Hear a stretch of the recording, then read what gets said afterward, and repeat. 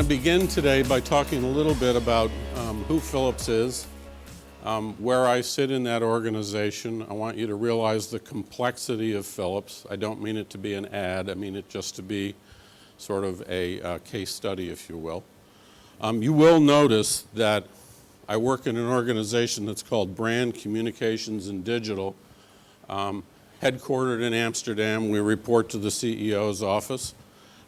There's no mention of the word events in there, and that's because events are now integral to everything that we do around brand communications and digital.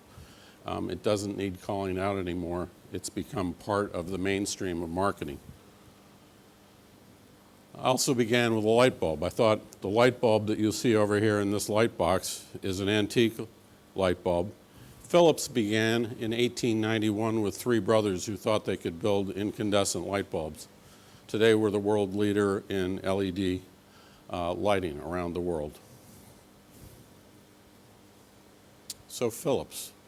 Phillips is a very complex corporation, very European in how it operates. Everything from architectural lighting. I believe this is called the Eden Stadium here in New Zealand. Empire State Building in New York City.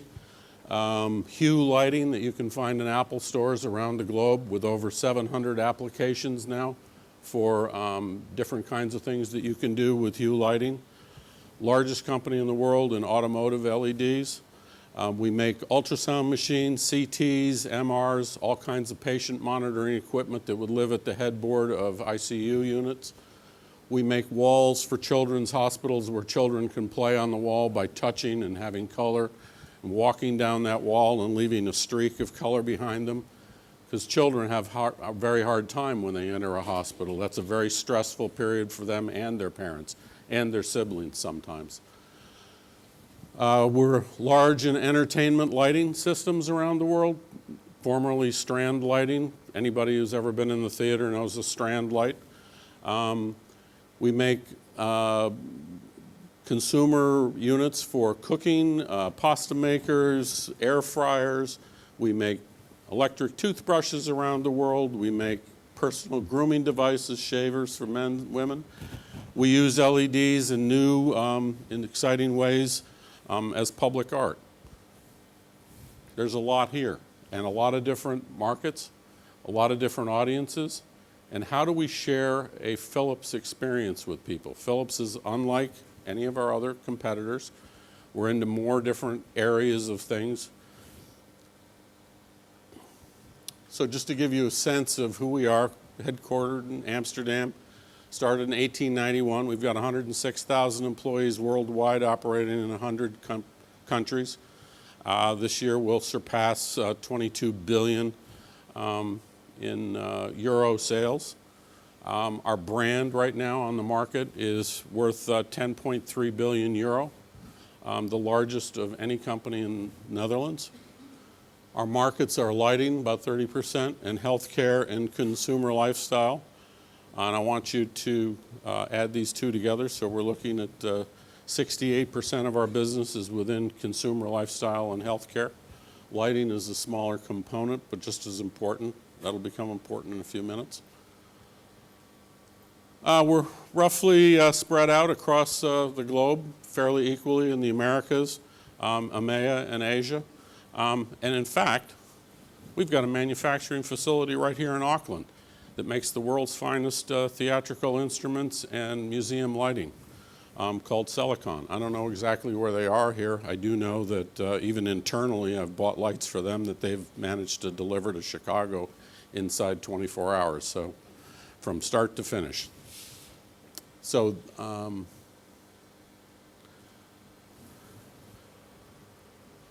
we see a growing need in the world for healthcare. So in 2000, 11% of the world was 60 and older. In 2050, we see 22%, so a doubling in 50 years of the elderly population in the world. Opportunity. We see an increased focus on personal well-being. Only 62% of the world thinks that they're living a rather decent life at this point. How can we help that? And around lighting and energy, we see that 19% of what we use in energy is spent on lighting around the world.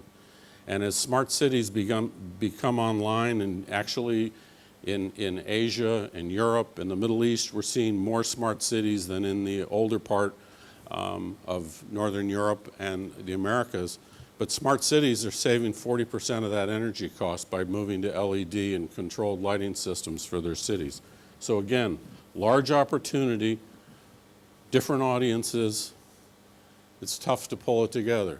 So a year ago, this actual week, a year ago in London, we announced that we were going to take our lighting group and make a completely separate corporation out of it. It'll in fact become more or less a licensee. Has its own stockholders, its own board, its own management, everything about it is a separate company. And we're combining the consumer business and the healthcare business into one business that has a 100 million euro or 100 billion euro opportunity out there in the marketplace. And lighting has a 60 billion euro lighting opportunity. So we've done this in order for neither company to be held back by capital market needs in terms of financing, in terms of waiting for another part of the company to take hold. So we're going to accelerate our growth through going through both of these things. Yet at the same time, it impacts my group in terms of brand, how we go to market. We still are Phillips. That's going to look like Phillips, and this is going to look like Phillips. But we're calling this category health tech. And we've made a commitment to the world that all the products and services that we provide through our health tech Royal Phillips will be to make people healthier and live better lives. That's what we're about. We're not going to design products that don't relate to that. So even some of the products that you see today that might be televisions or toothbrushes, they're all going to relate to healthy living around the planet. To that, we have the health continuum. And this is a very familiar graphic in some respects to any physician on the planet. We talk about healthy living, we talk about prevention of disease, we talk about diagnosis and treatment, and home care. And we realize that this shifts back and forth depending upon your age, depending upon your health. And we talk about this both at a personal level and at a professional level. So this works both ways. And Phillips has devoted an enormous amount of time to understanding in the healthcare space the patient journey, the physician's journey in following that patient, all the points of intersection, all of those touch points, how many times somebody has to go to the hospital, how many times they have to go home, how many times does a mother have to make arrangements for siblings to bring a child to a hospital and then come back again and go forward and back and forth. So we're going to develop products that help this process. So healthy living will be things that we make in the kitchen to allow people to make healthier food. Prevention, what are those things that we can do to promote living a better lifestyle? Things like wearables that will report to software platforms on your iPad, sort of the Fitbit thing, if you will. How many steps am I taking today? To diagnosis. We don't all end up with diagnosis because we did something wrong. Some of it's in our gene pools, and we need to get fixed. So we're going to create products that help in diagnosis, and then we're going to do treatment, and that may be ultrasound, it may be invasive procedures, interventional. We're the world leader in making cath labs. We own 70% of the market in cath labs around the world. And then home care. How do we transition you from that hospital environment to your home environment to allow you to manage your own health at that point? They say there's two of the most dangerous points in medicine are the day you come into the emergency room and the day you leave the hospital, because you're no longer the hospital's responsibility. Now that's changing in North America, where we practice competitive medicine, and most of you in the world manage with social medicine, which is much kinder at this level, but it's very important for us to teach people what they need to do when they go home, not just say, here's the door. So we're going to be involved in those tools. Some of these tools are Sleeping masks for people with sleep apnea. As obesity rises around the world, sleep apnea has become a huge problem. And I was recently talking to a doctor who treats wounded veterans. And he said, we begin all our conversations around sleep. Because if you can't get a good night's sleep, you can't do anything else. I can't fix some of the things with you if you can't get a good night's sleep. So sleep's critically important for all of us who, most of us don't get enough of it. And we travel to different hotels and do these things, we don't get enough. We know what sleep deprivation does to you. So, we have a business problem at Phillips that we've been working on fixing for some time. I came to Phillips 8 years ago, and it's something that we've been working on, and it's how do we deliver a consistent and compelling message through the event attendee brand experience across all our businesses and across all our geographies, so that when someone says, I've been in a uniquely Phillips environment, I want people to be able to walk into one of our exhibits and not even have to see a logo to understand they are in a Phillips environment. We use light, we use color, we use typography, we use all of these things to help move people. We do over 2,000 events a year globally across all our businesses, maybe 75 to 100 of which are business critical to our success as a business. The rest are driven by internal business marketing within, let's say, CT marketing. They want to go to certain shows around the world. They need to connect with certain doctors. They need to do this, that, next thing. They go about that in their own way. They have their own exhibits. They've had their own budgets. They've had their own marketing people. They've had their own messages that don't necessarily connect to the overall Phillips brand message. And how do we grow our business as a whole if we don't start to get our arms around some of these arms and legs that are out there and get them all moving in the same direction? So we've had what I have commonly referred to as a goat rodeo out there of how do we get everybody together and on the same page. And so what I've been steadily working at for 8 years is building not only our organization but our supplier organizations into a process that will get us to a point where we can all swim together and lift the boat together.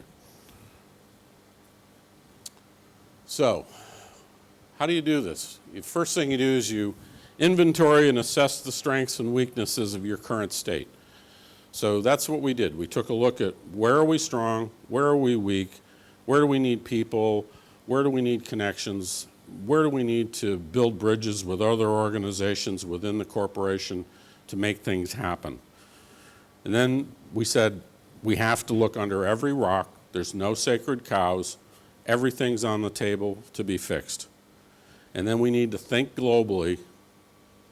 Just like the environmental movement, I think we stole these words straight from them. I don't know if it was a global expression, but think globally, act locally.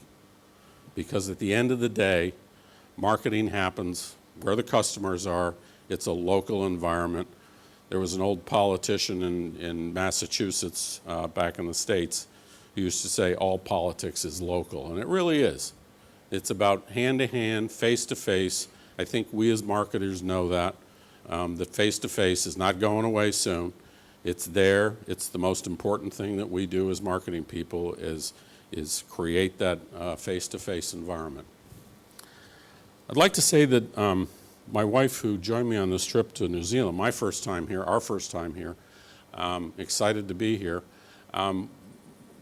We'd talked to a number of people who lived here and things like that, talked to the conference staff, and we spent the last 4 days on Waiheke Island, which is not a bad place to go when you come off a 13-and-a-half-hour plane ride from LA.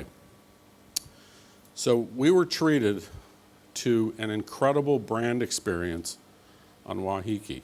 Not only were we met at the airport by some people from Conference who had sent a driver for us who actually gave us a tour from the airport to the boat docks.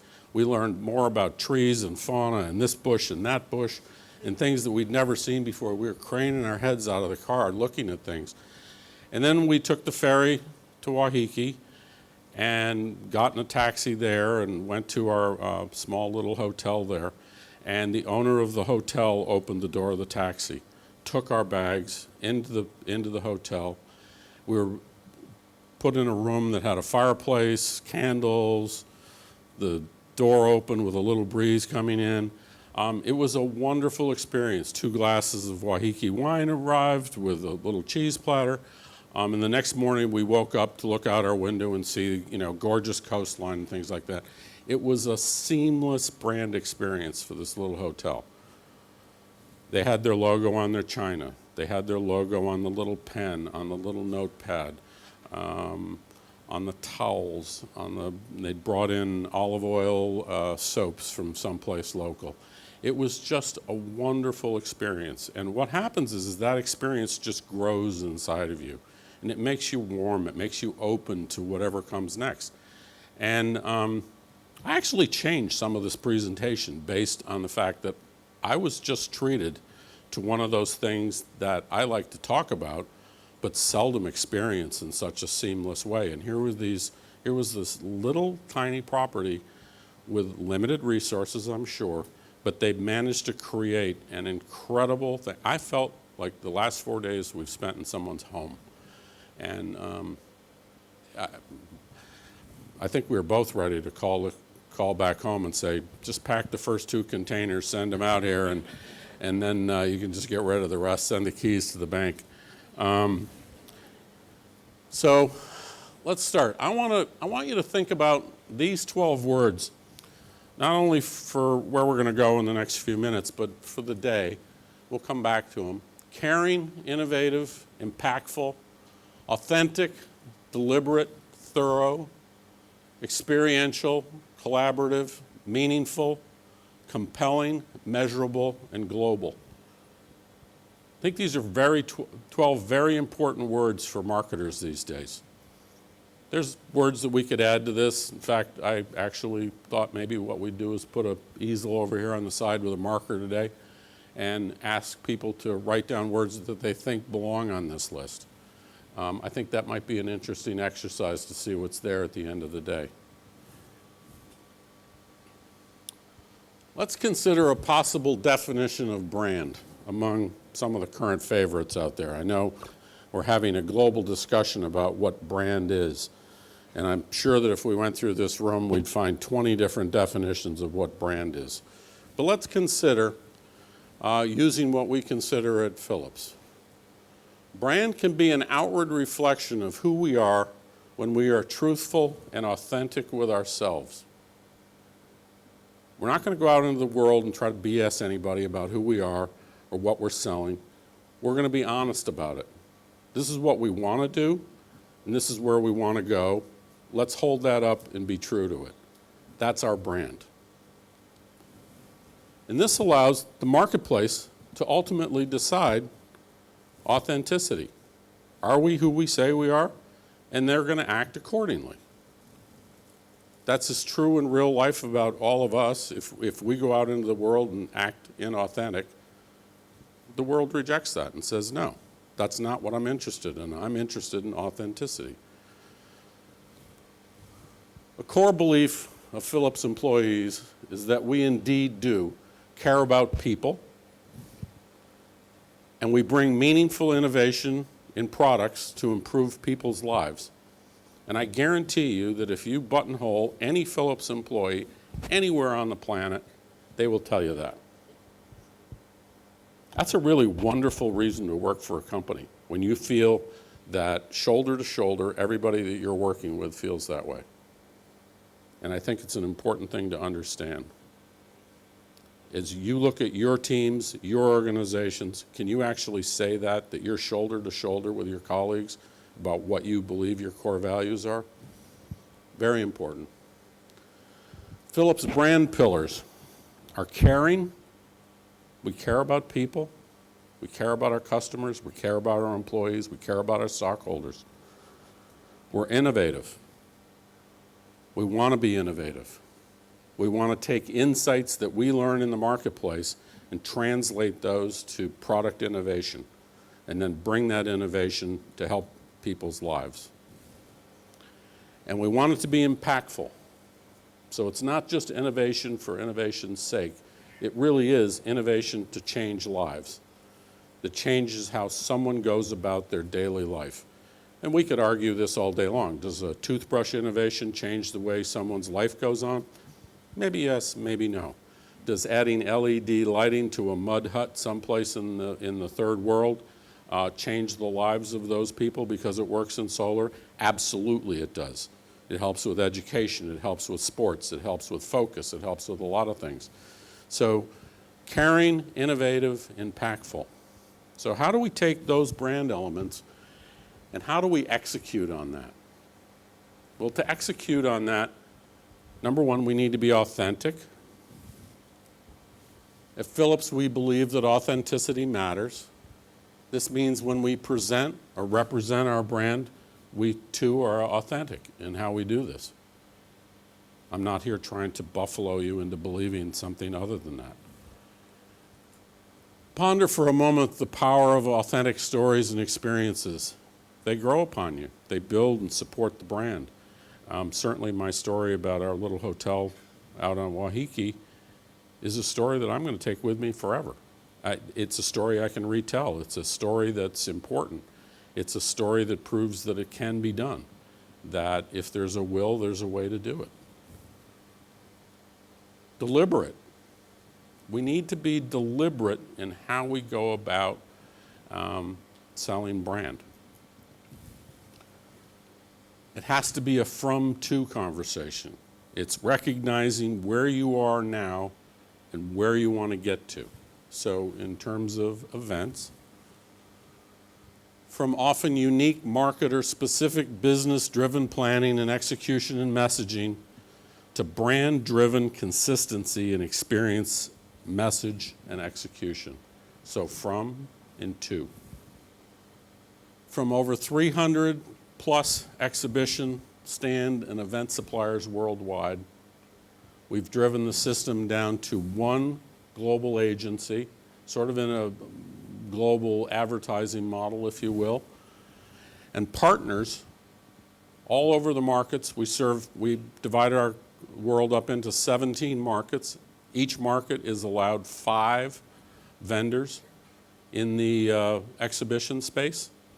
That's builders, people who execute proprietary events, those kinds of things, so that even within those 5, there's some areas of specialization. But those market-driven suppliers also answer to the global agency in terms of creative direction, process, reporting of costs, reporting of measurement, reporting to tools, maintaining the narrative of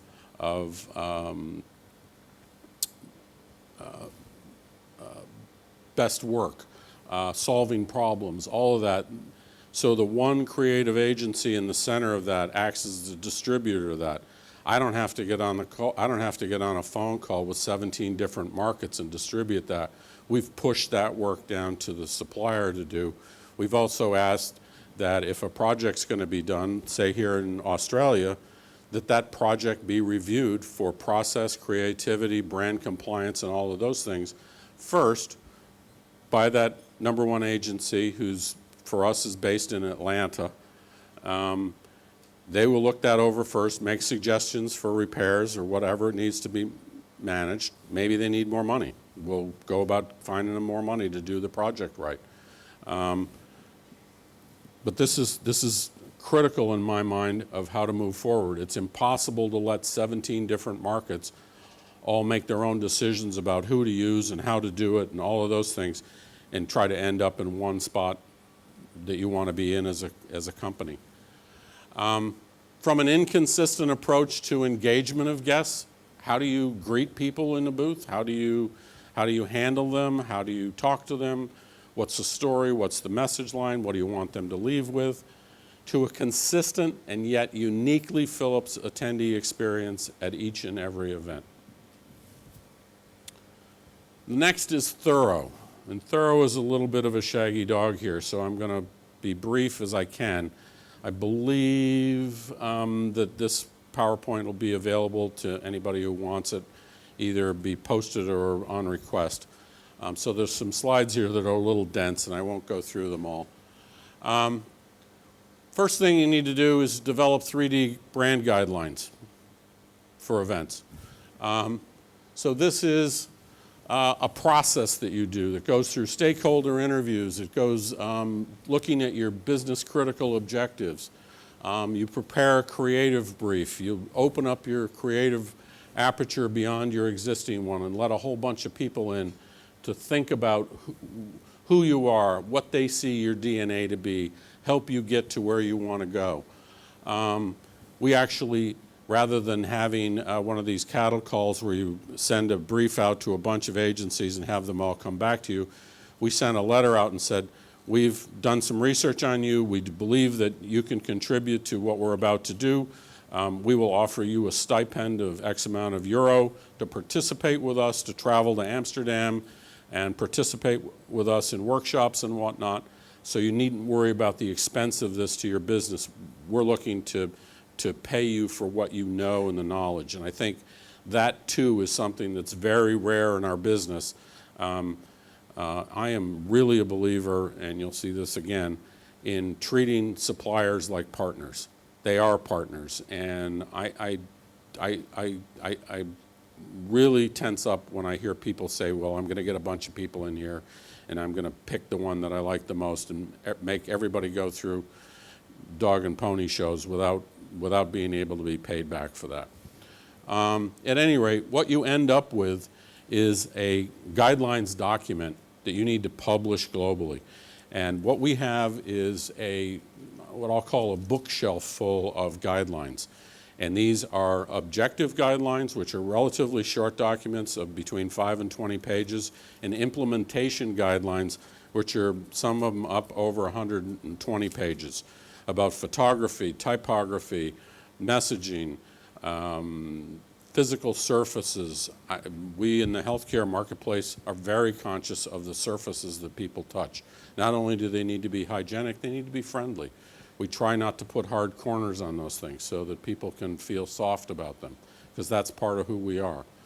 So I won't dwell on this anymore, and if anybody wants to talk about this ever, we've just gone through a refresh of this process, and it takes an extraordinary amount of time and energy to do, but it is incredibly worthwhile, and I would be happy to give tips and whatnot to anybody who might want to go through something like that. The engagement experience model, defining what constitutes a uniquely Phillips experience at an exhibition event or a sponsorship event. We're a key sponsor of something called South by Southwest Festival in Austin, Texas. And this year was our first year there. And we took the brand of Phillips to a whole generation of people who probably don't know who Phillips is. They don't know that Phillips invented the CD. They don't know that Phillips was once the premier record producer in the world of 33 RPM records, and had recording studios built into the sidewalls of practically every major concert hall in the world. But that's an old Phillips. It's not Phillips today. So they ask, why are we at a music festival in Texas? And the answer is we're here to talk about health and health tech and wearables and platforms that can help you manage your health. And what we found was an incredibly interested audience of young people who are interested in how many steps they take today. And of all the people that have been to this movie, how many steps have they taken today? They find that competitive, and we find it interesting that they find it so interesting. So we're going to continue that sponsorship into the future. I'm going to spend a couple minutes here on fully discuss and set a threshold for yourself for what is the minimum viable experience. We had a very interesting conversation about this. So, and I'll take you specifically to the point where we started talking about this. And this is not lowest common denominator. This is deciding what is the minimum experience that you, as a brand, that you're going to offer customers. What is it? Are there certain things that must be done, or you need to say, we don't want to do that thing. We don't want to do that tactic because it doesn't present the things that we decided in a room were so important that they understand about us. This began with a conversation around packaging. And for those of you who are aware of the product Hue, Hue is you get 3 lights and you get an app that works on your iPhone, and you can adjust the color of those lights and things like that to do different things in your room. Comes in very high-end packaging, sold in an Apple store, needs to be in high-end packaging to establish the value of the product in its point of sale. At the same time, we make, as Phillips, what the Dutch affectionately refer to as water cookers. I don't know if you do that here, but that's a teapot that sits on a little electric stand, and it's a very competitive marketplace. Anybody who makes consumer products in that kind of field sells that product, and it's very price conscious in terms of the money that goes into that product. But when it's packaged in, you know, a pressboard box with nice photography and stuff, but we don't spend a lot of money on the packaging there. As a customer who looks at Phillips and the brand, you look at the 2 different packaging. One, you go through layers of this and you unpackage this. It's like, you know, opening a Christmas present, and you're all excited about what's inside. The other one is tear the lid off the thing, get the coffee cooker out and get it going because your last one died. What we're trying to say is, what is the experience we want someone to have with our packaging? What's the minimum packaging requirement for someone to understand who we are at Phillips? And we came to the decision that that pressboard box that you can just tear the lid off of and pull the pot out of is not the experience that we want our customers to have. We want them to have a richer experience of somehow our water cooker is better than the next water cooker because they chose it off the shelf, or they chose it because they bought a Hue and they said, that works great. Maybe the water cooker will work better than the other one.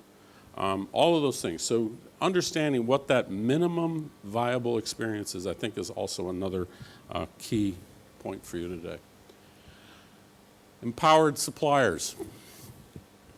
Again, global tier 1 agency, creative direction, process tools and controls, deputized brand compliance guidance, total cost aggregation, collection of tier 2 data.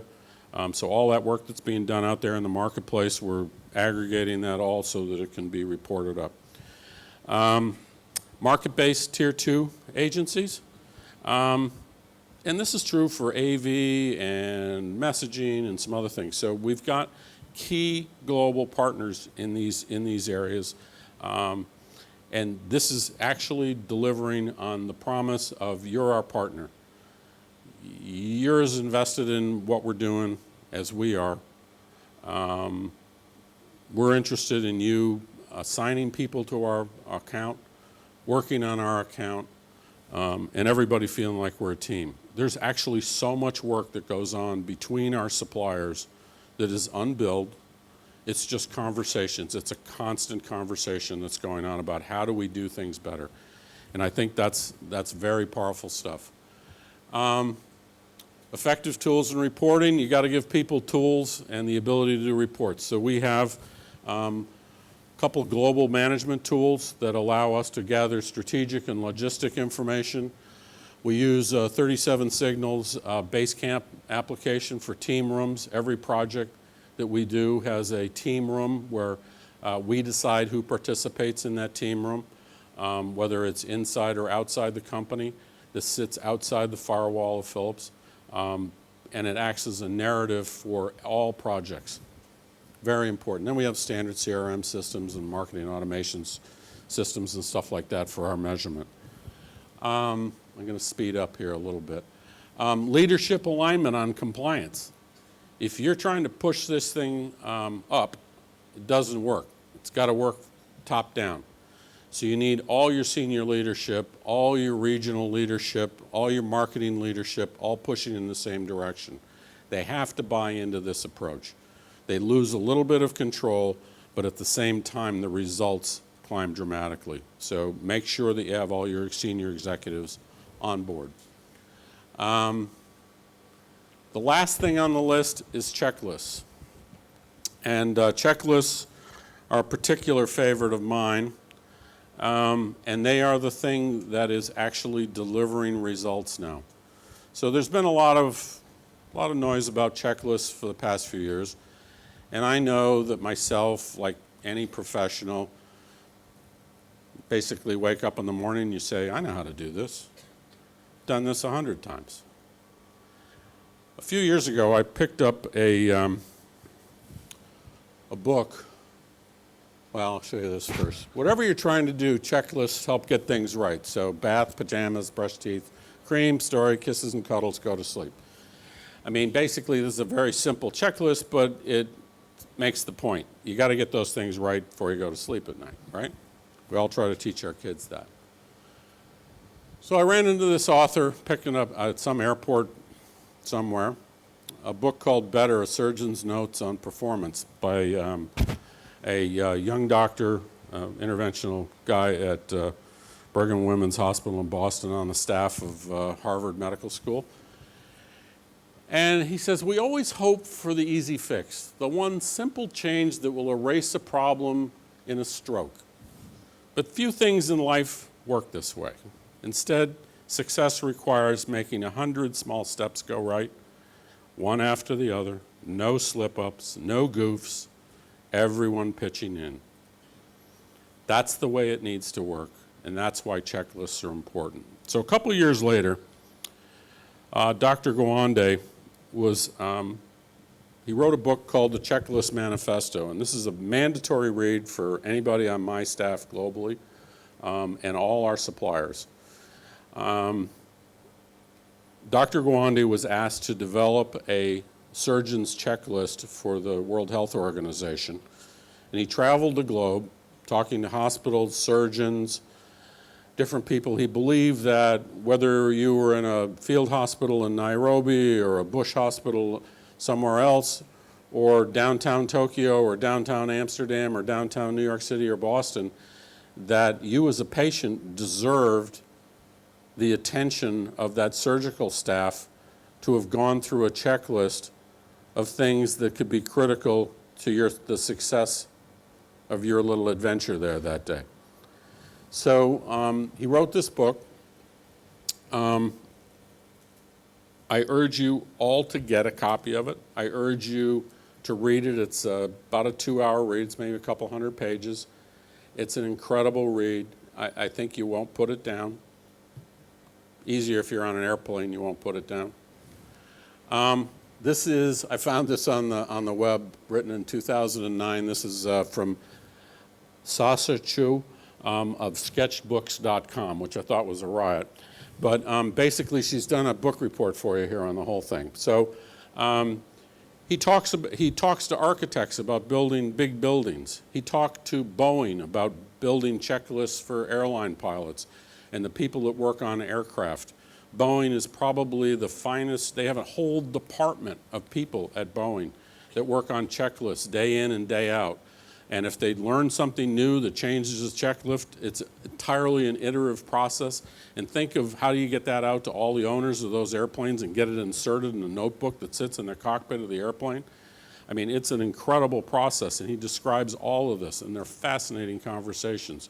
The people who build the world's tallest buildings and the collaboration that has to happen between, elevator companies and heating and air conditioning and glass and steel and physicists to figure out sway and things like that. Amazing story. And he ends the book with probably 2 minutes that you won't breathe. He basically goes through the flight recorders of the pilot and co-pilot ground control of the airplane that a few years ago took off at LaGuardia Airport in New York, struck geese in flight, like throwing frozen turkeys through the engines. And 2 minutes after their wheels left the pavement at LaGuardia, they put the plane down in the Hudson River, which would be the equivalent, I think, of probably taking off here at Auckland and putting the boat down in front of the ferry docks. Not a lot of time to think. He goes through, they took the checklist book out for what to do with 2 burned out engines. So here's a pilot and a co-pilot, both with 20 plus years in the plane. They've never flown together before in their lives. They're consummate professionals at what they do. They go through the checklist. They read each box of the checklist. They do everything that needs to be done. They talk to the stewardess, get the crew ready, get the passengers ready, and they put this plane down in the Hudson River without hitting a boat, without hitting anything. And they turn to each other and they go, that really wasn't so bad. That's what we do as marketers every single day. And we forget things. But it's really important that we don't forget things, because you can spend a lot of money and a lot of energy and do a lot of things, forget one thing in there, and the whole thing bottoms out and doesn't work. So it's a great read. I really urge you to do it. We've used checklists to bring about sort of a consistency across the market. We've only got 9 minutes left, so I want to kind of speed through this. This really isn't important, what we've done with it. It's changing anyway, so by next year it won't even look like this. But if you squint, there's sort of a consistency of what's going on around the world. So let's go back to caring, innovative, impactful, authentic, deliberate, thorough, experiential, collaborative, meaningful, compelling, measurable, and global. 12 great words to think about today as we go through our sessions here today. And by the way, I'm going to be going through sessions here today. I'm sort of excited to see how things work on the other side of the planet. And book list for today is Atul Gawande's Better and Atul Gawande's Checklist Manifesto. And I also recommend to good readers The Starfish and the Spider by Ori Braffman. Talks about spider organizations and starfish organizations, because innovation occurs at perimeters. It never happens in the center. Thank you, everybody.